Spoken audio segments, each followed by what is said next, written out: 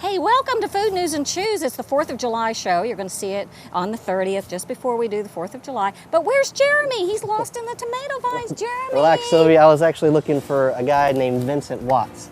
It's actually a tomato, right? We're at Bill Best's farm in Berea. And I'm dressed up. You are dressed up. Bill Best is an heirloom seed saver and tomato farmer. Very important work, and we're going to be featuring him on Food News and Chews this week. The man, the myth, the legend is here. I've also got a great recipe. We're going to use his stuffed tomatoes. He just found some. I'm going to stuff one of these with some smoked salmon, and we've got some great food news too. Probably dealing with some of this stuff, right? I would say. We will be right back.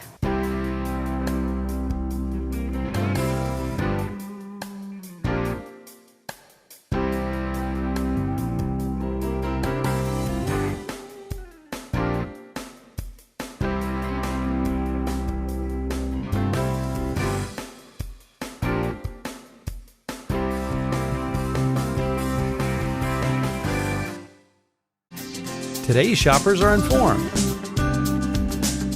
When shopping for the family meal, today's shopper chooses Critchfield Meats for fresh, all-natural quality meats, guaranteed. Make the right choice and visit our family before you feed yours. Critchfield Meats, the meat specialist, family owned and operated since 1969. That's a grade A choice, folks.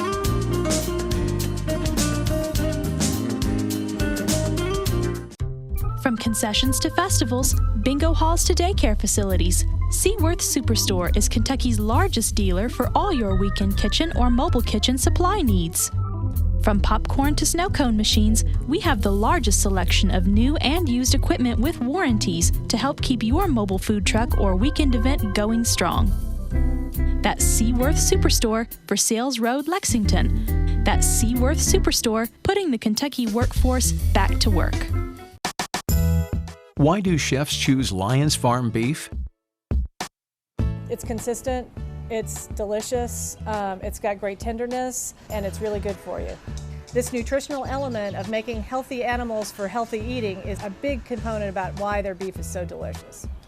I feel so lucky to be a chef in Kentucky because the best way to express care for someone is to make them something to eat, and I get to do that every single day. Lyons Farm beef, available at Critchfield Meats and lyonsfarm.com.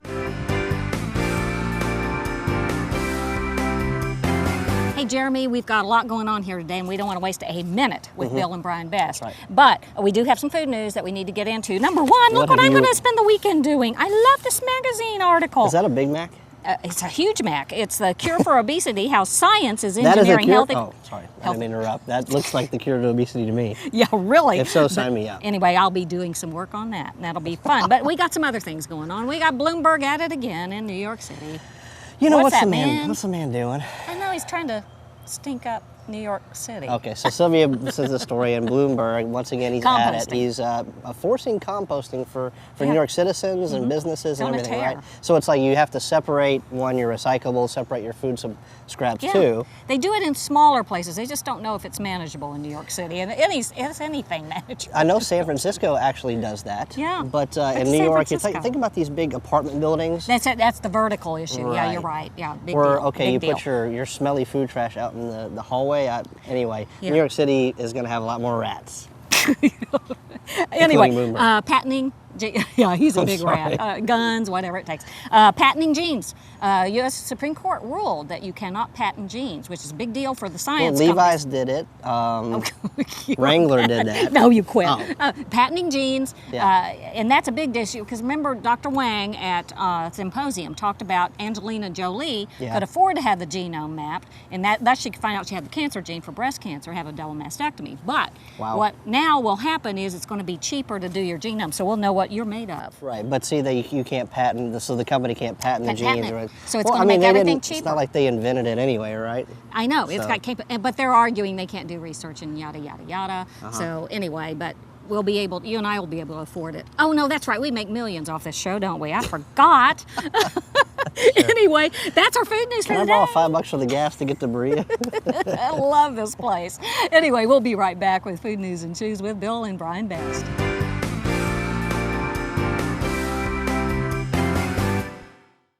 Hello, my name is Bob. Recently, I switched my business phone service to Glow Telecom. Now I'm saving over 50% on my monthly phone bills, over $2,000 a year. And I have a PBX phone system that would have cost me over $10,000. Unlimited calling to the US and Canada with no long distance charges. If you want to put money back in your wallet, call Glow Telecom today. Call Glow Telecom at 888-428-0984. 888-428-0984. From concessions to festivals, bingo halls to daycare facilities, Seaworth Superstore is Kentucky's largest dealer for all your weekend kitchen or mobile kitchen supply needs. From popcorn to snow cone machines, we have the largest selection of new and used equipment with warranties to help keep your mobile food truck or weekend event going strong. That's Seaworth Superstore for Sales Road, Lexington. That's Seaworth Superstore, putting the Kentucky workforce back to work. Worldly influenced, locally inspired. Azure Restaurant and Patio, contemporary fine dining in a relaxed atmosphere right here in Lexington. Modern award-winning dishes with a distinctive Kentucky twist from the mind of nationally recognized chef Jeremy Ashby. Voted best fine dining in Lexington. Azure is chef-created, chef-driven, and Kentucky proud since day one. Taste something unique at Azure Restaurant and Patio, Beaumont Center in Lexington. And see Chef Jeremy Ashby and Sylvia Lovely on the Food News and Chews, Sunday night at 11 on Fox 56. Advertise your product or service on shows like this one. Contact Media 7 Broadcasting today. Call 859-317-4565 or email sales@m7bg.com. Reach potential new customers in the Louisville, Lexington, and other central Kentucky areas. Get your new ad produced for free by Media 7's audio and video professionals. Call 859-317-4565 today and let Media 7 create a marketing plan for you.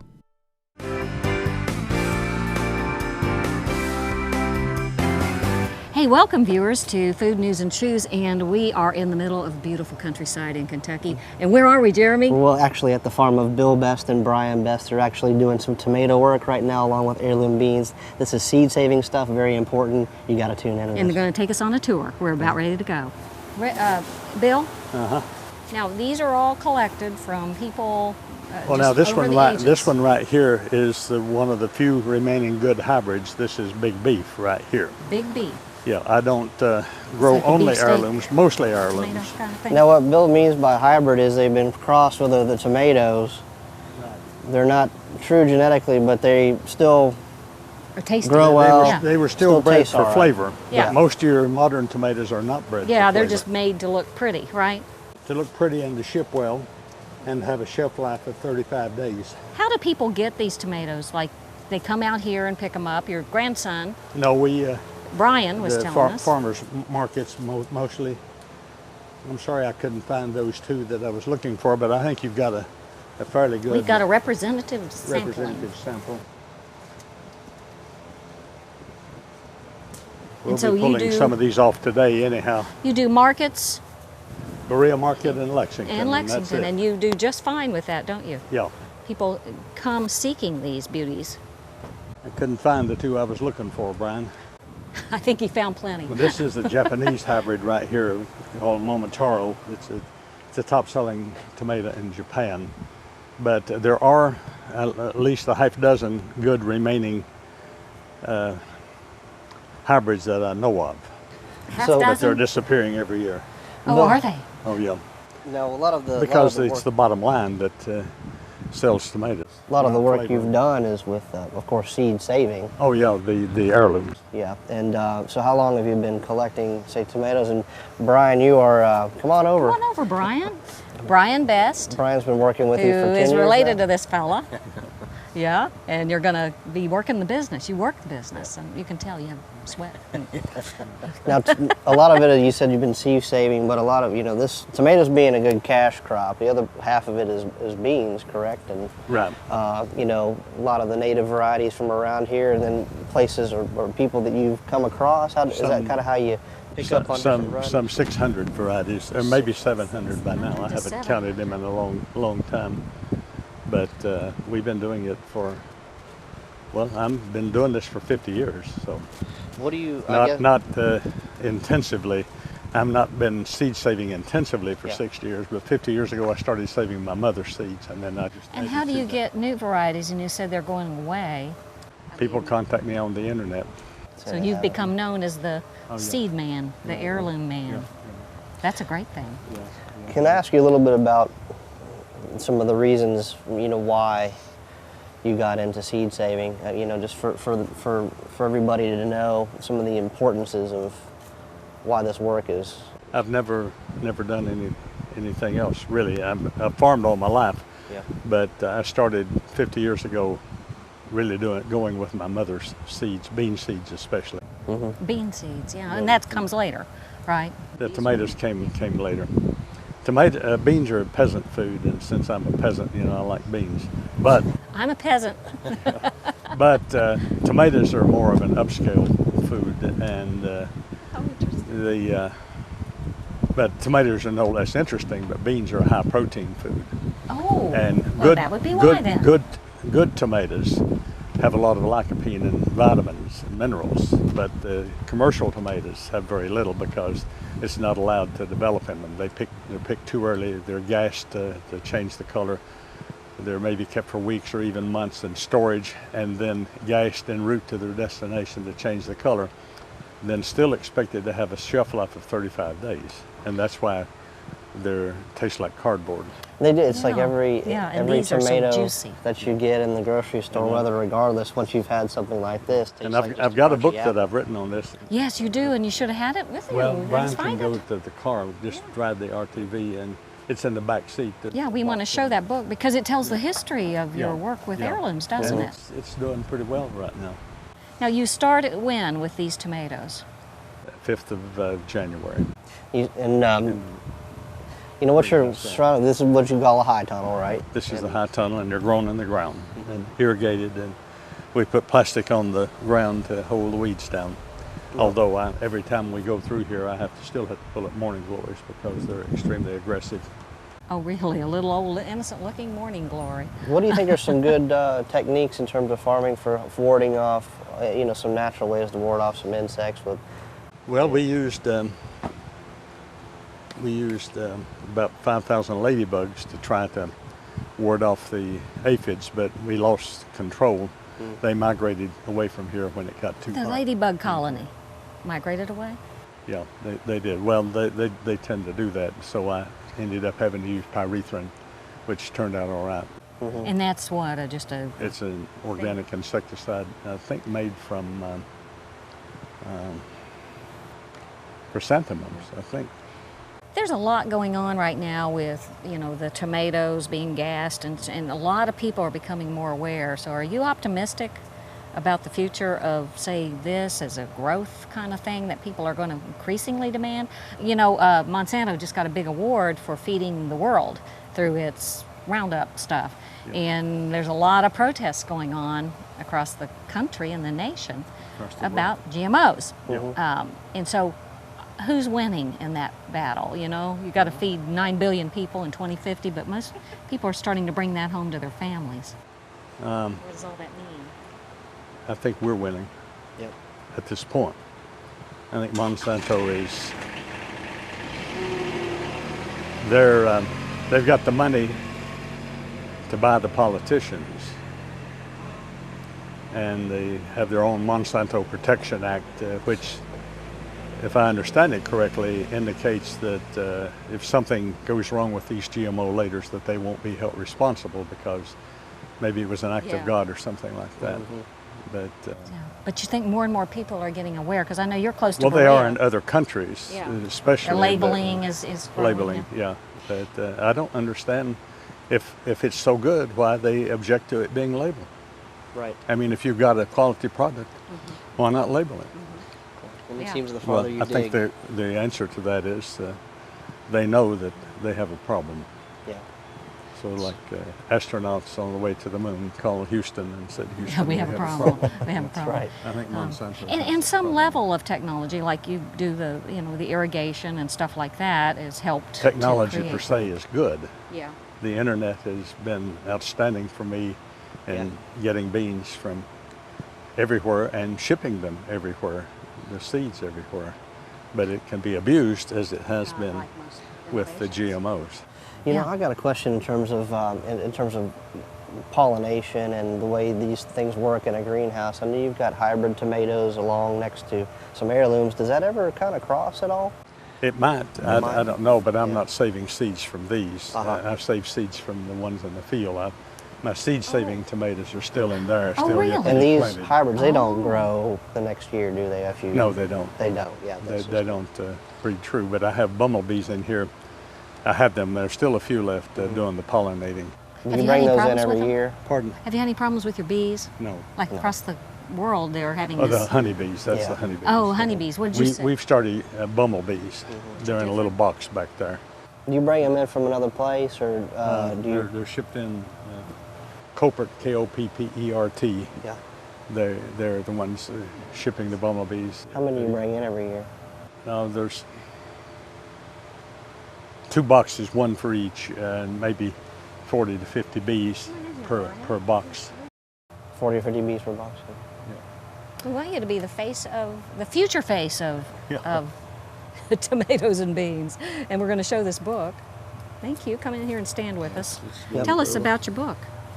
Jeremy nearly died and went to heaven when he saw this book.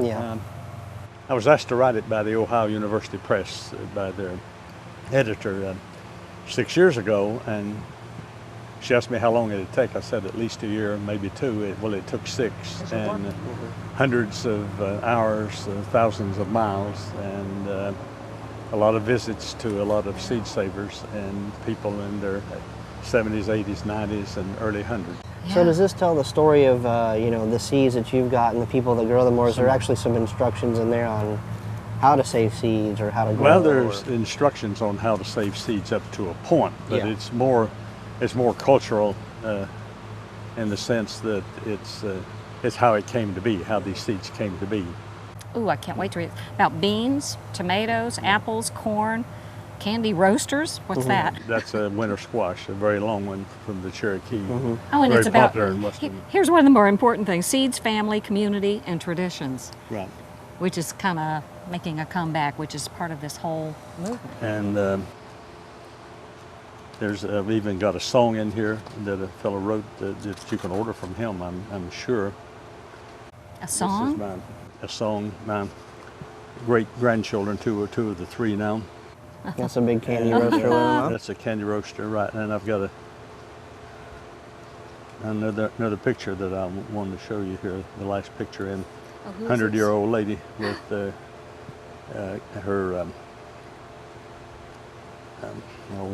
what kind of beans? Not lime, butter beans. Butter beans in her. And I want to show you a candy roaster. Okay. A candy roaster. Tell us again what a candy roaster is. Squash. It's a very large and long winter squash. Jeremy, you need to get hold of one of those. I certainly, I've had one in the past, and I'm a big fan of candy roasters, couchals, and fabulous. Actually every bit of work that Bill does, I think that this kind of the work is pretty essential to our future. We never know what's going to happen to our food supply, and having we bring it back information is local, and this is fabulous. And this has been a great time spent in this great place, looking at these tomato vines, and we're going to get right into dealing with one of those in our next segment that we're also going to be with Bill Best. And he's looking it up. So I can find the picture. Okay. And we'll do the picture here in a moment when we go to their cooking segment. How about that? 114 We'll be back with Food News and Chews, and we're going to work with these tomatoes.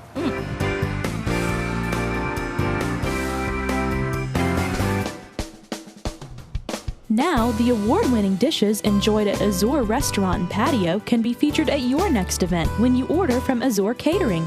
Our services include menu planning with our amazing food, event site location, rental equipment, linens, event staffing, and seeing to every last detail of your wedding, special event, or corporate event.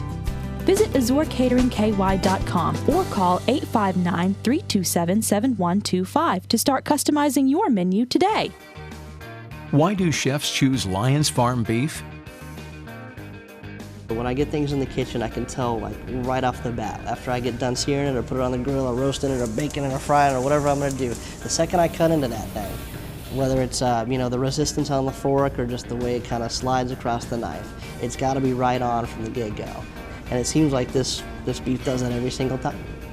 Lyons Farm beef, available at Critchfield Meats and LyonsFarm.com. Advertise your product or service on shows like this one. Contact Media 7 Broadcasting today. Call 859-317-4565 or email sales@m7bg.com. Reach potential new customers in the Louisville, Lexington, and other Central Kentucky areas. Get your new ad produced for free by Media 7's audio and video professionals. Call 859-317-4565 today and let Media 7 create a marketing plan for you.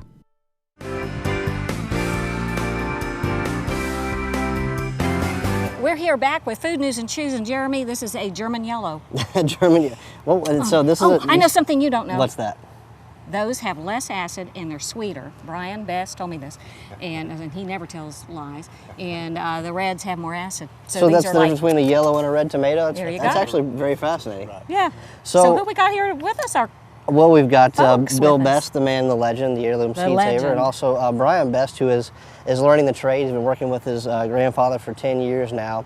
And I figured since we're here working with tomatoes, I'd kind of cook, don't have to cook a tomato. In fact, you shouldn't, Although I think. They're pretty good cooked, too. Yeah, they are good cooked, too. Any way you want them. But these good heirlooms taste good as they are. Bill, what kind of tomato is this again? That's the German yellow, and there's about 35 variants that I know of. This is the Russian 117 look bicolor. at stripes on it, yeah. It is a heart shape. It's the only ox heart bicolor that we know of. Huh. Hey, Bill, you told us something interesting in the, I think it was off camera, about beans, the difference between beans and tomatoes. Well, beans are very high in protein. So people that have issues with living close to the, they don't get enough. If they don't get enough meat, if they have a this good is bean more diet, of a upscale kind it's of more thing. of an upscale part of the diet, right? Well, we wanted to make something a little bit light because it's summertime. You want, a nice tomato, fresh tomato, a little salt is really all I need. But check this out. We did find a piece of cedar here, and this just happens we've got some cedar smoked salmon. Yeah. Very simple salad you could do. Go to the farmer's market, get as much fresh ingredients as you can, especially tomatoes. But take your salmon, just fork it after it's smoked. Farmer's market's where you'll be, you and Brian. Brian, how long have you been in the business? 10 years. Yeah. 10 years and you're only 22. I love that. That's Child- called child- family. child labor. Child labor. Uh-oh. Which reminds me, we have a farm bill that's moving through the system, and they regulate all kinds of things with agriculture and, interestingly enough, food stamps. And it failed in the House. By the time this is aired, a couple of weeks previous, and we don't know what its fate is, but it got into a big partisan fight. Imagine that in Washington, D.C., and big partisan fight. But part of the problem is this is known, the farm bill is known, or at least alleged, to be mostly for big farmers. It seems that way. In big, huge operations, as opposed to helping. And also subsidies for food stamps too, in certain ways too. And the conservatives want to cut the food stamps, even... and it just got into a big battle. Yeah. And so anyway, we don't know the fate of the farm bill, but people are worried about the food stamp issue. The conservatives are worried about the fraud issue, and then they're turning to crop insurance as being sort of their next big thing. So that's kind of the latest in food news on the farm bill. There's plenty of other stuff. Go ahead. Ooh. Well, back to the farm, right? Yeah, let's get back to cooking. So cedar smoked salmon, you can do this, follow your smoking instructions at home, otherwise you can buy it. If you can, get a wild caught salmon, just tastes better. I'm not going to go on the arguments of farm raised versus wild caught. They've both got their benefits. But nice smoked salmon. I'm going to add a little bit of a buttermilk sauce, which I use just buttermilk and sour cream and some fresh herbs, just to lightly dress the salmon. You don't really want to make it too, you don't want to disguise the flavor too much. Then lots of good chopped fresh green onion or scallion. Yeah. Hey, Jeremy does his cooking at the farmer's market. We did Either that. the Azure Farmers Market and the Lexington one. Now salmon, capers, perfect match. A little bit of chopped capers. Yeah. Oh yeah, what Got to have flavors? fresh garden jalapeno. Oh, now you're cooking. Need a little bite, Now a little you're crunch. cooking. It tastes grassy and green when you add the jalapeno to it. Now also red onion. So I like the green onions and the red onions. Just nothing like a little seafood salad with good onion crunch in it. A dash, and this is a little bit too much, just a dash of Worcestershire. And then a little bit of Tabasco. Ooh, just I to like pep it that up. with those jalapenos. That sounds real good. Finish off with the juice of a lemon. Then we'll stir it up. Now, I think I'm going to use this kind of tomato here.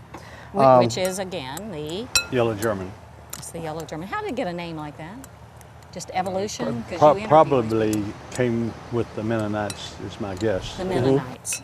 Yeah, okay. There's many variants of that, at least 35 that I know of. Yeah. but the generic term is yellow German. We'll take a tomato like this, and if you can, this is a big knife for it. If you want to use a paring knife, it makes it a little easier. And go around the outside, going kind of deep in. Cut out its core. We're going to cut out its core, but we're not going to waste that core. It's just too valuable. Every part of this tomato is too great. Yeah, I bet that may be where the vitamins get. Right, and if you can, if you know what to do with them, and if you read Bill's book, you can save some of the seeds. So you want to take. Is that how you extract the seeds then? You well, just like find them in that kind You ferment them, yeah. But you're going to use up all that tomato and put it right back in. Not waste a bit of to the salad. You know, don't waste any of that. So a good little plate up. You know, salads at home, a tomato. This is core it out. And stuff it up with this salmon mixture, smoked salmon, nice tomatoes. Fill up the core and really smash it in there. You want a lot of it. Next. Oh look, that's nice, great. huh? Hey Brian, what do you like best about being on the farm? I like working outside mainly. Yeah. Well, you just get to be out. Brian is wearing the look here today, a sweaty shirt and all like that. Do you live nearby? Yep, I live right over here. I love that. A real family. You know, from those of us. He lives in an apartment above our shop. Yeah. Well, that's great. Well, guys, keep this simple. Something simple like a pasta salad. This is actually a pea shoot. So a little baby pea shoot. And I'm going to take a little bite of this. Serve it rustic. Keep it simple. Oh, that took man, about that's no time to make. There's a great little recipe with nice ripe tomatoes. Thousands more to do. Like I said, salt and pepper some of me, but this is a great way to have a lunch right at the farmer's market. Did you tell us what these were? This is Aunt Cecil's green. It's ripe. It's ready to eat. And Aunt Cecil being the name of somebody that probably worked on it, or you found it from? The lady that developed it. And this is black pear. It's like from the Ukraine, right? It's a Russian variety. Most of my heirlooms are Appalachian heirlooms, but those two right here, this one and that one, are the two Russian ones that I grow as well. All right. Well, these are absolutely fantastic. Right. And I can't wait to buy more and eat more. And this is just the start of the year, too. So. Wow, we have had a great time with all of that. So thank you, Bill and Brian Best, for sharing all of this with us. We're ready to move in. Yeah, really. Just don't trust me to grow tomatoes. Bring your work shoes. We've had a great time with Bill Best. 4th of July, yay! And don't forget, we're going to come back here in a couple months when it's bean season, right? Yeah. So right now we're at the start of tomatoes, and we're going to get up here with our heirloom beans as well. I can't wait to do a recipe with that. Sounds great. Better make that 2.5 months because we don't have them planted yet. Okay, all right, we'll be back though. We'll be back next week with Food News and Chews. Thanks for tuning in.